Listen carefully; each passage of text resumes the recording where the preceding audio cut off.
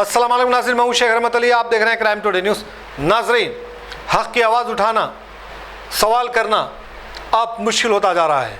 UAPA के तहत करीब 5 से 6 साल से जेल में बंद कई यूथ नौजवान जो सवाल करते थे हुकूमत से, जो दिल्ली में जो केसेस हुए हैं उसमें केसेस बुक करके लोगों को जेलों में रखा गया है। उमर खालिद जैसे कई ऐसे लोग हैं जिनको बेल नहीं मिल रही है और अब सवाल उठ रहे हैं अभी तक पुलिस क्या कर रही है। इसी बात को लेकर लॉन्गिंग फॉर जस्टिस के नाम पर APCR की जानिब से मास्टर टाइम पर एक प्रोग्राम रखा गया ताकि इनको इंसाफ मिल सके और ये जेलों से बाहर निकल सके। ये अच्छा खाना खा सकते थे, अच्छे नौकरियों पे ये लोग थे, अच्छा रह सकते, अपनी ज़िंदगी अच्छी गुजार सकते थे, लेकिन आवाज़ उठाया आम लोगों के लिए, उनके मसलों को लेकर के आवाज़ उठाई। आवाज़ उठाना चाहिए था वो MPओं को, ये आवाज़ उठाना चाहिए था उन पॉलिटिशियनों को, ये आवाज़ उठाना चाहिए था वो MLOं को जो जिसको आवाम वोट डालकर जिताती है। लेकिन अफसोस की बात यह है कि इलेक्शन में खड़े रहना, इलेक्शन में जीतना, MLA बनना, MP बनना, कॉर्पोरेटर बनना, सिर्फ पैसे कमाना इनका धंधा बन चुका है। इनको कोई लेना देना नहीं है उनकी प्रजा से, उनके जो कॉन्स्टिट्यूंसी है उनके लोगों से। लेकिन ये नौजवान बिना कोई मतलब के, बिना कोई गर्ज से मसलों को उठाते रहे, हुकूमत से सवाल करते रहे, बदले में उनको जेलें मिली। इसी बात को लेकर के ये प्रोग्राम रखा गया जहाँ पर बॉलीवुड के मशहूर अदाकार प्रकाश राज भी यहाँ पर पहुँचे थे और कांग्रेस पार्टी के PCC प्रेसिडेंट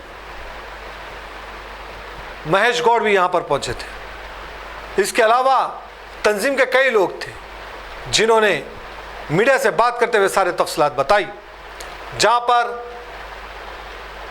प्रकाश राज ने सवाल उठाया कि इस मुल्क में पुलिस करप्शन में मुब्तला है, पूरी तरह से पुलिस स्टेशंस करप्टेड है, वो इंसाफ करना नहीं जानते, वो काम करना नहीं जानते। ये बहुत बड़ा सवाल है पुलिस पर, ये प्रकाश राज ने उठाया। उन्होंने कहा कि तकरीबन पॉलिटिकल पार्टीज सिर्फ बातें करती है, अमली तौर पर कुछ काम नहीं करती। ये भी उन्होंने सवाल उठाया। और जिस तरह से इंसाफ नहीं मिल रहा है, अब कहीं ना कहीं जिस तरह से अदालतों में मसले चलते हैं और जिस तरह से पुलिस की जानिब से पूरी तरह से एक हुकूमत के लिए, ख़ास लोगों के लिए काम कर रही है, उन पर भी उन्होंने सवाल उठाया। बहरहाल महेश गौड़ उन्होंने भी कहा कि 100 जर्नलिस्टों को मारा गया हक़ की आवाज़ उठाने पर और सवाल करने पर। उसकी तह तक जाना होगा, वो कौन लोग हैं, कैसे लोग हैं जो इस तरह से आवाज़ उठाने पर कत्ल कर रहे हैं। सोशल एक्टिविस्ट को मारा जा रहा है, जर्नलिस्टों को मारा जा रहा है। ये उन्होंने बहुत बड़ा सवाल उठाया। बहरहाल ज़रूरी है आपको, हमको ये सोचने के लिए कि हमारे लिए आवाज़ उठाने वाले आज जेलों में बंद हैं और हम आज इस तरह से उनको भूल करके अपनी ज़िंदगी गुजार रहे हैं। उनको क्या ज़रूरत थी, वो अच्छे घर के थे, अच्छे खा पी के अपनी नौकरी, उनके पास नौकरी थी, आराम से वो रह सकते थे। लेकिन ऐसे लोग हैं जिसमें जज्बा होता है और हमारे लिए वो लड़ते लड़ते करीब 5 से 6 साल से जेलों में बंद हैं और हम ऐसे लोगों को याद भी करना नहीं पसंद करते। आज वक्त है, आज इनको याद करना होगा। और जिस तरह से ये हुकूमतें साजिश के तहत, पॉलिसी के तहत काम कर रही है, हिंदू बना मुसलमान में नफरतें पैदा कर रहे हैं, ऐसे लोगों को जवाब देना होगा। जो भी मज़हब के नाम पर अगर वोट मांगता है तो उसको जवाब देना होगा, तभी जाकर ये लोग ख़त्म होंगे, वरना आगे चलकर और मसले पैदा हो सकते हैं। शेख शफी की ये रिपोर्ट देखिए। APCR तेलंगाना चैप्टर का एक अवामी बेदारी प्रोग्राम था। ये प्रोग्राम तो दरअसल जो मुल्क में बेगुनाह हैं, बेकसूर हैं और सियासी कैदी हैं और करीब 5 साल हो गया है, 5 साल से ज़ायद भी हो गया है, शर्जील इमाम हों, खालिद सैफ़ी हों, उमर खालिद हों, शिफाउर रहमान हों, और भी लोग हैं। UAPA के तहत मुख्तलिफ़ केसेस में इन्हें गिरफ़्तार किया गया और कोई केस नहीं चल रहा है, कोई बेल नहीं दी जा रही है। तो ये एक जुल्म है और एक मुखालिफ आवाज़ को दबाने की कोशिश है। तो उसके लिए एक ये संघर्ष करने का एक प्रोग्राम था। यहाँ ये बात भी ज़ेर बहस आई कि जो लिंचिंग है और जो बुलडोज़र पॉलिटिक्स है और मुल्क में जो क़वानीन बनाए जा रहे हैं पार्लियामेंट की जानिब से, जो ज़ालिमाना क़वानीन हैं, उसके सिलसिले में अवामी बेदारी की ज़रूरत है। या ये बात नोट की गई कि जो पॉलिटिकल लोग हैं, जो ब्यूरोक्रेसी है, जो जुडिशरी है, वो क़ानून और दस्तूर के मुताबिक काम नहीं कर रही है। इसलिए अवाम की ताकत को, अवाम को बाहर आना पड़ेगा। अवाम की स्ट्रगल ही पॉलिटिशियंस को भी, ब्यूरोक्रेसी को भी, जुडिशरी को भी मजबूर करेगी कि वो दस्तूर के मुताबिक काम करें। यहाँ ये बात भी नोट की गई कि मुल्क को एक जेनोसाइड की तरफ, जुल्म की तरफ, नफ़रत की तरफ, लाक़ानूनियत की तरफ ढकेला जा रहा है। तो उसका इलाज यही है कि क़ानून की, दस्तूर की, इंसाफ की, इंसानियत की, इंसानी हुकूक़ की बालादस्ती के लिए काम किया जाए। तो आज के जो स्पीकर्स थे उन्होंने इस बात की तरफ तवज्जो दिलाई और बहुत बड़ी तादाद में मर्दो ख़वातीन यहाँ शरीक थे। इससे अंदाज़ा होता है कि तेलंगाना में इंसाफ के लिए काम करने का बड़ा जज्बा यहाँ पाया जाता है। इसको हमें अवामी जद्दोजहद में, एक मुनज़्ज़म जद्दोजहद में तब्दील करना है। तो हम इस मौके पर शरीक लोगों का शुक्रिया अदा करते हैं और आइंदा भी इस किस्म के प्रोग्राम इंशाअल्लाह होंगे। आज ये प्रोग्राम हुआ लॉन्गिंग फॉर जस्टिस, दिल्ली दंगे की केस में जो लोग ऑलमोस्ट 6 साल से अभी जेल में बंद है, जिनका ट्रायल भी शुरू नहीं हुआ। इसके साथ साथ भीमा कोरेगांव और दूसरे केस भी है जिनमें ये सारे पॉलिटिकल प्रिजनर्स जिसका ट्रायल भी नहीं हो रहा है, बेल भी नहीं हो रहा है, उनके हक़ में आवाज़ उठाने के लिए, उनके रिहाई के लिए आवाज़ उठाने के लिए ये प्रोग्राम हुआ। इसमें प्रकाश राज बात रखे, ललिता रामदास बात रखे, अमीर अजीज़ बात रखे, बहुत सारे लोग बात उठाए, क्योंकि ये एक हक़ की लड़ाई है और ये चल रही है 5 साल से। हम लोग 5 साल से लगातार आवाज़ उठाते आ रहे हैं और आगे भी उठाएंगे ताकि कोर्ट से अब इनको रिहा किया जाए।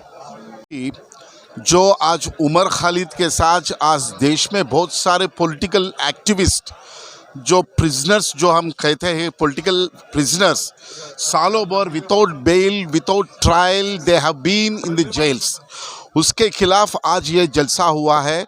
हमारी पहली बात, ये मुद्दा ये है कि आज जो UAPA की जो ड्रकोनियन कानून है, ये जो ब्रूटल कानून है, इस कानून के अंदर जो चार्जेस फ्रेम हुए without their being any incriminating material, जो ये लोग सब जो आप देख रहे हैं, सब जो जेलों में हैं, इनके ऊपर ना फिजिकली इंक्रिमिनेटिंग मटेरियल है और कुछ वायलेंस करे जैसा है और कुछ ऐसे इंसिडेंट्स ने विदाउट दैट 5 सालों से विदाउट बेल जेलों में रह रहे। ओनली रीज़न इज़ दैट ये UAPA जैसे आप लोगों को ये मालूम होना चाहिए कि earlier there was a TADA के बाद फोटा आया है, टाड़ा के बाद, फोटा के बाद ये परमानेंटली एक कानून बना दिए कि हर एक वक्त ये देश के अवाम लोग टाड़ा को हटा दो, फोटा को हटा दो बोल के बात हुई थी। अब जो permanently they have made UAPA ड्राकून कानून है, इस कानून के वजह से ये पूरे हक्यूज़ के जो कानून के राइट्स है उसको पूरा रिवर्स बना देता है।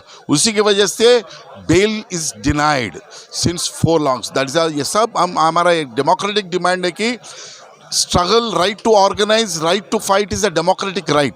ये जो किसी सरकार देने का कानून नहीं है, हर हक नहीं है, ये जो कॉन्स्टिट्यूशन है, we have flown this right through the constitution. Article 19 gives every citizen of the country to organize and to struggle, which is a democratic right. Therefore हम यहाँ से ये मन से ये डिमांड करें कि जो पॉलिटिकल प्रिजनर्स है जेलों में, उन लोगों को अनकंडीशनली रिलीज़ करने के लिए, रिहाई करने के लिए डिमांड पे ये मीटिंग हुआ। इसी के सिलसिले में बहुत सारे देश से जो है APCR has organized this meeting with successfully and has given a message.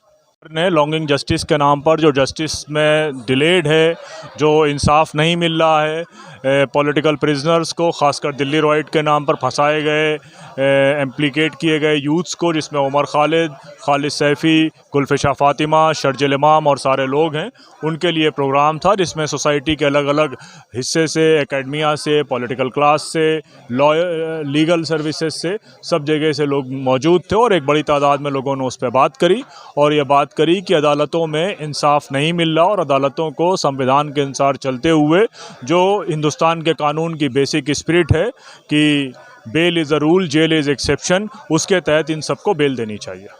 Because they were protesting against the Delhi riots, and interestingly they were arrested in Delhi riots case. And in Delhi riots case, normally in case of any riot, people are detained under certain criminal activities, acts, and detained based on those criminal charges. But in this particular case, they were all detained under UAPA. You may not be knowing what this act is. Under this act, you can be arrested, you can be detained without bail, you can be kept in jail without any hearing at all. And those were the sections under which they were all arrested and kept in jail. And I am just now told that their bail application was once again rejected. So this is the condition. Arrested and punished without any valid charges. All of them are arrested and kept in prison. Number two, you can be kept in prison but cannot be denied bail. Even if there are charges against a person, bail cannot be denied. Deliberately they are all booked under UAPA so that the bail can be denied. उन लोगों को bell नहीं मिलता. 5 साल से case चलता है लेकिन किसी को बेल नहीं मिलता, केस का हियरिंग भी शुरू नहीं होता. ये हालत है वहाँ. तो इसके वजह से गुनहगार तो अभी कोर्ट में कुछ फैसला नहीं हुआ, लेकिन बिना फैसला सजा तो मिल रहा है उन लोगों को. ये इसके खिलाफ हम सब लोग आवाज उठाना है. We have to condemn these arrests, not because they are Muslims, because they are human beings. काफी लोग अच्छा जिंदगी गुजार सकते थे, उनका अच्छा भी काम भी, तनख्वाह भी मिलते थे, लेकिन दूसरों की दर्द समझ में आया, उनके खिलाफ ये सब लोग आवाज उठाए, उसलिए वो हमारे लिए आवाज उठाए, उसलिए वो जेल में है. तो ये हम समझना जरूरी है. और ऐसे काफ़ी लोग हैं जेल में बंद हो गए, उन सब लोगों का रिहाई के लिए हम सब लोग एक साथ जुड़कर काम करना बहुत ही ज़रूरी है. आवाज़ भी मैं ये चाहता हूँ, एक छोटा सा किताब ले आना ज़रूरी है जिस सेक्शंस उनके ऊपर डाले, और ये जो अरेस्ट हो गए उन आदमियों के छोटा सा बायोडाटा लेकर के एक छोटा सा किताब ले आए, तो और भी इसके खिलाफ आवाज़ उठाने वाले लोग और भी ज़्यादा लोग रहते वो है, वो एक काम करेंगे. दूसरा, ये जगह रखेंगे, थोड़ा तफसील में जो बात कर सके इनकी डिटेंशन के बारे में, उन ऐसे लीगल एक्सपर्ट्स को भी हम बुलाना ज़रूरी है. ऐसे लोग we are protesting because they are finest human beings, because for human rights, because for their fellow. Good evening everyone. इतना अच्छा नहीं,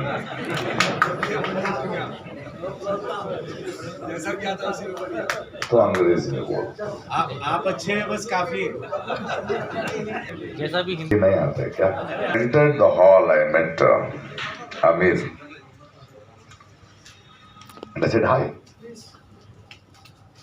He hugged me and said, "Don't tell me you know me, you have never met me."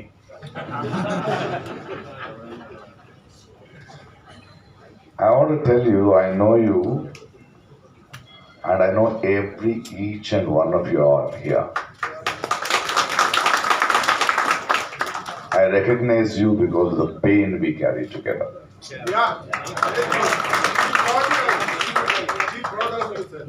I recognize each one of you because of the resilience we continue to fight. A few months back, I was in Delhi talking for the political prisoners. I don't want to talk about Umar Khalid today.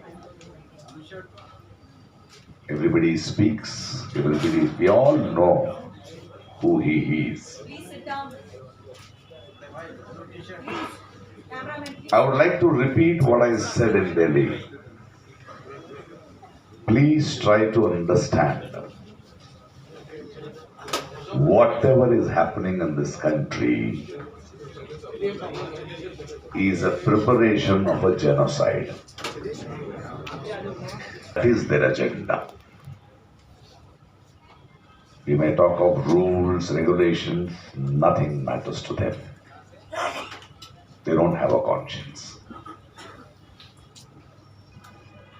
Time and again across the world we keep saying justice delayed is justice denied. Why does the statement come? You know, in this country, after independence, we had our own police stations. But all the politicians, including the Congress, they created such an unlawful, arm-twisting, corrupt police stations that common man was afraid to go to a police station. Children were afraid of policemen. Till the last 2 decades or 1.5 decades back. A court does not belong to a political party, does not belong to the ruling government, does not belong to any religious institution. But sadly today, I dare give this statement on this dais.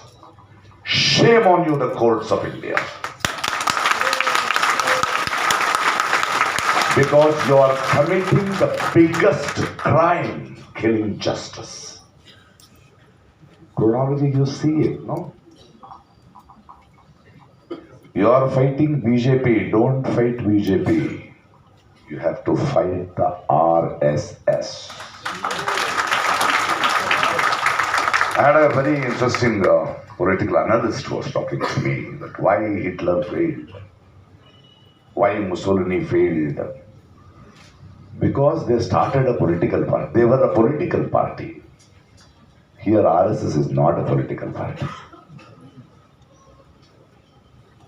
I was reading and making a play out of Panchatantra. You know, there is one pond and there is a Rakshas inside it who can't be seen.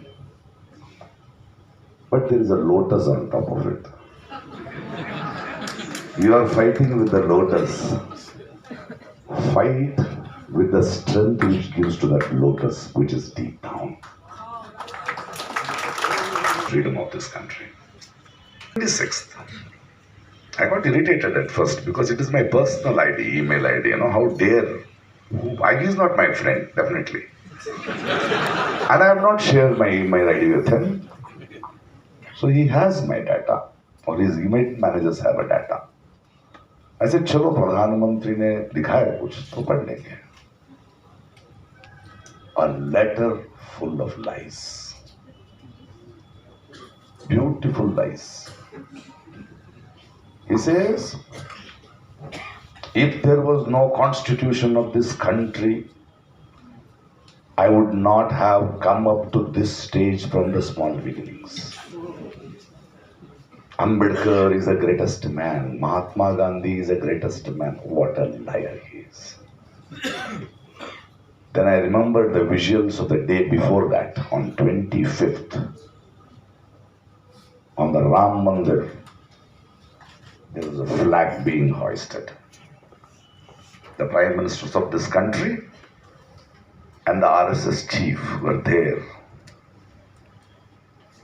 I have not voted for him, but still he is my prime minister. That's why I am saying our prime minister. His hands were shivering, seeing that flag going up. Bhagapat's flag. My friend said, Prakash, your friend is not well. Why don't you tweet? I said, no. I am just observing. what reverence he has for that flag. Agenda is to bring the Manusmriti. Their agenda is to change the constitution because they are not comfortable with that. They want you, me, Umar, everyone to be the secondary citizens.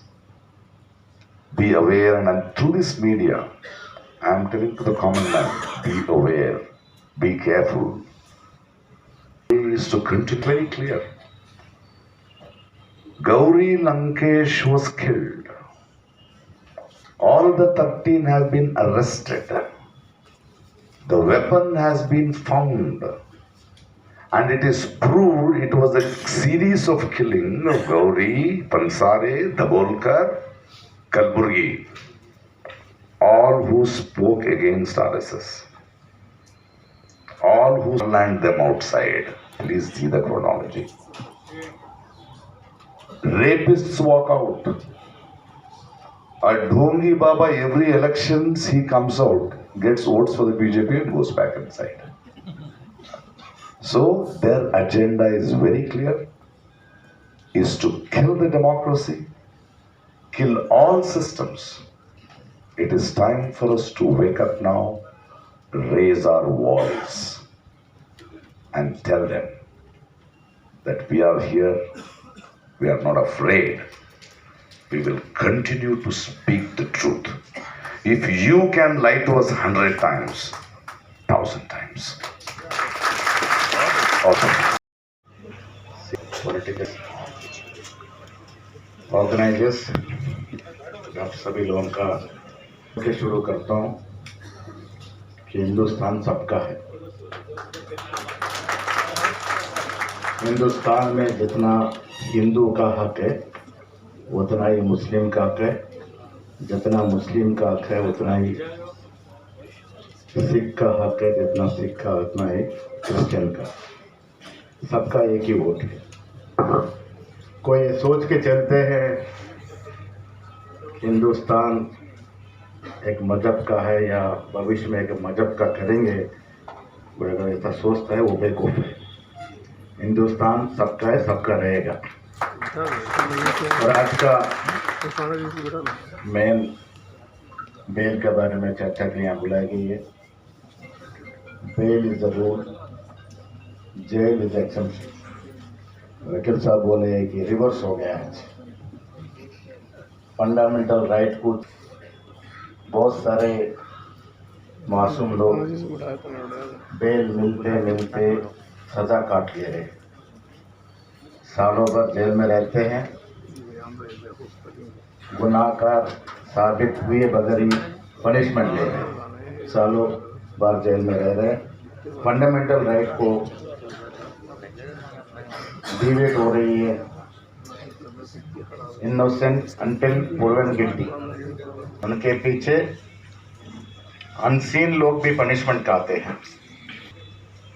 बच्चे jail गए तो बुढ़ापे में parents punishment खाते हैं, बगैर कोई गुनाह के पनिशमेंट खाते इस देश में चल रही है। हमारे कोदन राम साहब लिए जिसमें उमर कली से लेके अतर खान तक 11 लोग आज जेल में हैं। उनकी रिहा के लिए सब लोग हम प्रयास करेंगे। चंद बातें पॉलिटिकली बात करना है। आज की भाजपा सरकार केंद्र में मोदी और अमित शाह पावर सेंट्रिक राजनीति कर रहे हैं। इंडिया के इतिहास में हम देखे हैं पद छोड़े से लोग, अच्छे काम के लिए पद त्याग करे से लोग को देखे, लेकिन पद में रहने के लिए क्या नहीं कर रहे। आज जो करना है वो सब गुनहगार कर रहे हैं। Modi and Amit Shah can give to any extent to retain in power. ये सिलसिला चल रहा है। देश की रची हुई इतिहास को बदलना चाहते हैं, कॉन्स्टिट्यूशन को बदलना, कॉन्स्टिट्यूशन को लाना चाहते हैं। नेहरू गांधी को बुलाना चाहते हैं, जैसे विजनरी लीडर को, उनकी हिस्ट्री को कलंकित करना चाह रहे हैं। गांधी जी को बुलाने के लिए आज मनरेगा के नाम से गांधी जी के नाम को हटाया जा रहा है। सत्ता में रहने के लिए जो काम नहीं करना वो हर काम करते हुए आज राजनीति चला रहे जी। श्री राम के नाम पे सरकार में आए, हिंदू मुस्लिम के बीच में गैप को बढ़ाते हुए हिंदू वोट को पोलराइज करते हुए सत्ता में आए। चलो 2014 में श्री राम जी के नाम पे सत्ता में आए, 12 साल हो गए, 12 साल हुकूमत में थे। आज भी 12 साल करे सो कामा बोल के सत्ता में आना नहीं चाहते। आज भी श्री राम जी की हनुमान जी की प्रयास से ही सत्ता में आना चाहते। हिंदू मुस्लिम को डिवाइड करके इस सच के खिलाफ करती है कांग्रेस पार्टी की निर्माण में बुनियाद में सेक्युलरिज्म है, कि मगर हिंदुस्तान नहीं बनी। आज ये साबित है कांग्रेस पार्टी को हिंदू सिख मुस्लिम सब एक है, सबको एक तरह देखने वाली पार्टी कांग्रेस पार्टी है। यहाँ पे महाराष्ट्र में बिहार में जो हरकतें करे हैं, जो अपनी वोट है उसको कायम रखते हुए, जो अपना वोट नहीं है, चाहे वो मुसलमान का हो सकता है, चाहे वो एससी का हो सकता है, एसटी का हो सकता है, उनको हटाने के प्रयास करें। जिस वोट में उसको डाउट है उसको वोट को हटाते जा रहे हैं। देखिए आज तक 100 जर्नलिस्ट, डेमोक्रेटिक प्रोटेक्टर्स, एडवोकेट्स, कितने सारों की हत्या की गई है। ये हत्या के पीछे कौन है, कौन सी ताकतें हत्या करने वालों को प्रभावित करे, कौन से ताकतें इनको सपोर्ट कर रहे हैं, ये खुलासा होना जरूरी है। सेंटर में समझ में नहीं आया, एडवोकेट साहब बोलना है कि एंटी नेशनल किसको बोलते हैं। कगार का इंसिडेंट हो रहा था, नक्सल्स को मारने का कगार में इंसिडेंट हो रहा था। सीपीए वाले एक राउंड टेबल कॉन्फ्रेंस बुलाए, बोला कि कगार में नक्सल्स जो है अपने देश के सिटीजन्स हैं, चाहे उनका पाक अलग होगा भी है। कोर्ट्स में बदलाव आना है, बेल की प्रक्रिया स्पीडअप करना है, कोर्ट सिस्टम को बदलना है। गुनहगार जो इनोसेंट लोग हैं विदाउट एनी मिस्टेक जेल में सड़ रहे उन लोगों को बाहर लाना है। ऐसे अवेयरनेस कैंप्स ज़्यादा से ज़्यादा होना है। इस देश में अपना फंडामेंटल राइट है, फ्रीडम ऑफ स्पीच है, डट के लड़ेंगे। कांग्रेस पार्टी सेक्युलर पार्टी है, हमेशा आपके साथ देगी।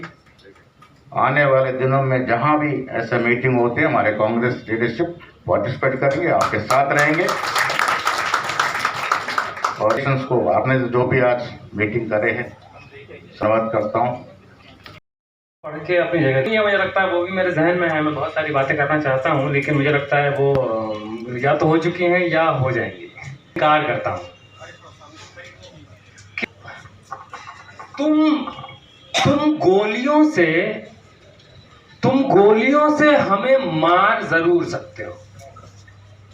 तुम गोलियों से हमें मार जरूर सकते हो, मगर गोलियों से हम मर जाए ऐसा जरूरी नहीं है। गोलियों से हमें मार जरूर सकते हो, मगर गोलियों से हम मर जाए ऐसा जरूरी नहीं है। ऐसा जरूर है कि मौत से हमन खौफ खाता है। ऐसा जरूर है मौत से हमन खौफ खाता है, मगर खौफ खा के हमन डर जाए ऐसा जरूरी नहीं है। की संतान, मैं आदम और हवा के संतान, मेरा मादरे वतन हिंदुस्तान, मोहम्मद मेरा नबी, अल्लाह मेरा खुदा, अम्बेडकर मेरा शिक्षक, बुद्ध मेरा शुरू, नानक मेरा गुरु, अमन मेरा मजहब, इश्क मेरा ईमान। मैं खौफ खा के डर जाने से, बेमौत मारे मर जाने से इनकार करता हूँ। मैं खौफ खा के डर जाने से, बेमौत मारे मर जाने से इनकार करता हूँ, और मैं जुल्म से इनकार करता हूँ। मैं जुल्म से इनकार करता हूं कि जुल्म से इनकार करना इनकलाब की ओर बढ़ा हुआ पहला कदम है। मैं जुल्म से इनकार करता हूं कि जुल्म से इनकार करना इनकलाब की ओर बढ़ा हुआ पहला कदम है। मैं कदम पीछे हटाने से इनकार करता हूं और मेरी जान का फैसला 7 घंटे की एक संसद सत्र से हो, मुझे मंजूर नहीं। तो मुझे मंजूर नहीं, और मेरी पहचान का फैसला किसी पहचान पत्र से हो, मुझे मंजूर नहीं। मैं ऐसे संसद सत्रों से, मैं ऐसे पहचान पत्रों से इनकार करता हूं। और मेरे ही वतन में मुझे हक के बजाय भीख दिया जाए, मुझे मंजूर नहीं। मेरे ही वतन में मुझे हक के बजाय भीख दिया जाए, मुझे मंजूर नहीं। और मुझे किसी नाम की तरह किसी रजिस्टर पर लिख दिया जाए, मुझे मंजूर नहीं। किस तरह किसी रजिस्टर पर लिख दिया जाए, मुझे मंजूर नहीं। मैं हक के बजाय भीख दिए जाने से, फकत किसी नाम की तरह किसी रजिस्टर पर लिख दिए जाने से इनकार करता हूं। और जख्म को फूल कहूं, जख्म को फूल कहूं, जालिम को रसूल कहूं। जख्म को फूल कहूं, जालिम को रसूल कहूं, कर्फ्यू को जमहूरियत, नफरत को उसूल कहूं। जो झूठ को सच कहे, जो झूठ को सच कहे, मैं जुबान की हर एक ऐसी हरकत से इनकार करता हूं। रखा जाएगा, ये बात हुई तो मुझे लगता है ये नजम पड़ेगा, सब याद रखा जाएगा, सब कुछ याद रखा जाएगा, सब याद रखा जाएगा, सब कुछ याद रखा जाएगा। और तुम्हारी लाठियों और गोलियों से जो कत्ल हुए हैं मेरे यार, सब तुम्हारी लाठियों और गोलियों से जो कत्ल हुए हैं मेरे यार, सब उनकी याद में दिलों को बर्बाद रखा जाएगा, सब याद रखा जाएगा, सब कुछ याद रखा जाएगा। स्याहियों से झूठ लिखोगे हमें मालूम है, हो हमारे खून से ही हो सही, सच जरूर लिखा जाएगा, सब याद रखा जाएगा, सब कुछ याद रखा जाएगा। और मोबाइल टेलीफोन इंटरनेट भरी दोपहर में बंद करके, मोबाइल टेलीफोन इंटरनेट भरी दोपहर में बंद करके, सर्द अंधेरी रात में पूरे शहर को नजरबंद करके, हथौड़ियां लेकर दफतन मेरे घर में घुस आना, हथौड़ियां लेकर दफतन मेरे घर में घुस आना, मेरा सर बदन मेरी मुख्तसर सी जिंदगी को तोड़ जाना, और मेरे लखते जिगर को बीच चौराहे पे मारकर, मेरे लखते जिगर को बीच चौराहे पे मारकर यूं बेअंदाज झुंड में खड़े होकर मुस्कुराना, सब याद रखा जाएगा, सब कुछ याद रखा जाएगा। में मीठी मीठी बातें करना सामने से, सब कुछ ठीक है, हर जबान में तुतलाना।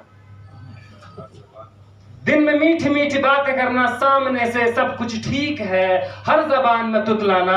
रात होते ही हक मांग रहे लोगों पे लाठियां चलाना, गोलियां चलाना, हम ही पे हमला करके हम ही को हमलावर बताना, हम ही पे हमला करके हम ही को हमलावर बताना, सब याद रखा जाएगा, सब कुछ याद रखा जाएगा।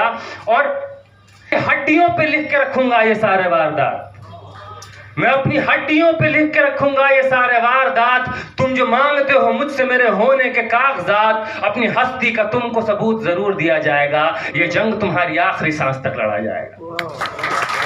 किस तरह से तुमने वतन को तोड़ने की साजिशें की, और ये भी याद रखा जाएगा कि किस किस जतन से हमने वतन को जोड़ने की ख्वाहिशें।